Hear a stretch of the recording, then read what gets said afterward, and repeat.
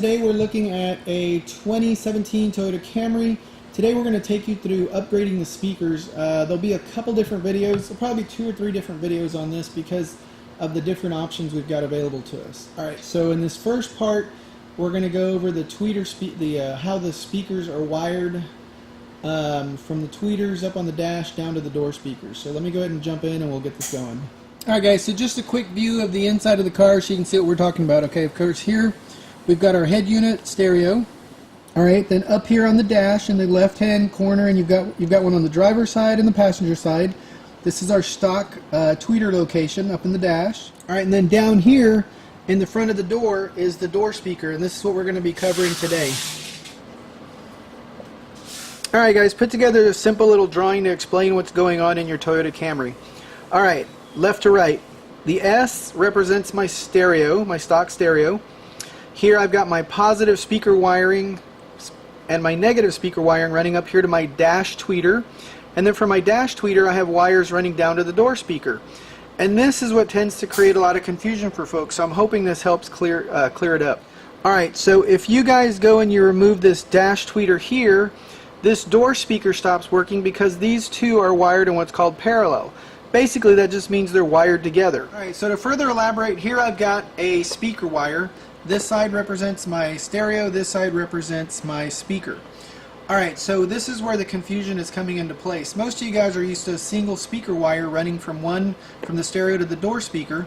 But what we've done in this case, or what Toyota did in this case, is they basically cut the wire, and now we've got 4 wires. So if we reconnected these back together, everything would be just like you guys are used to. But what's happening, and I'll go over to the car and show you, is we've got 2 positives and 2 negatives. So what we're going to do is show you how to use our tweeter wire harness adapters, where you can come up with a couple different scenarios. We're going to highly recommend you guys go with a component set of speakers. We'll explain that in the later part of the video. You can use 2 sets of coax speakers, but that's going to create some other issues. So let me jump over to the vehicle and we'll show you exactly what's going on. Alright guys, so here you can see my dash tweeter's been removed. We have another video on this. Takes maybe 5 minutes to get to this point. 2 10mm bolts and it pops right out.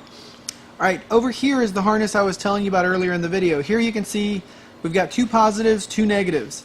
So when we actually remove this tweeter, as I mentioned earlier, now the door speaker is going to stop working. So how do we help fix that? Well, as I mentioned, you could easily just connect the 2 positives and negatives together, and then your door speaker would start working again.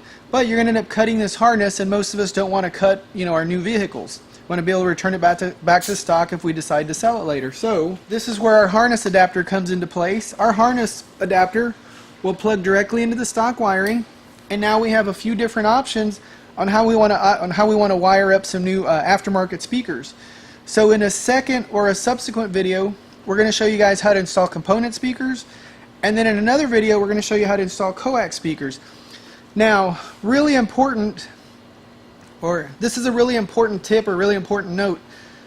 If you're going to be using the stock wiring and the stock head unit to power your new aftermarket speakers, Toyota has set up the system for what we call a 4 ohm load. So the final load presented to the amplifier is 4 ohms. But when you take 2 sets of coax speakers and you tie them together in parallel, most of those are 4 ohm.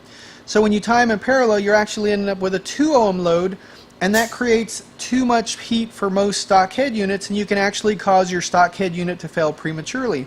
So that's why we're going to show you how to use this harness here to install a set of aftermarket components. So you'll get a true tweeter up here, and then you're going to get you'll get a mid-range driver down in the door.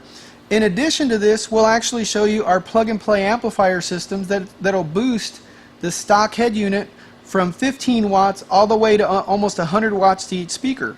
So be sure to check out the subsequent videos on this. We wanted to explain the wiring first, keep it simple.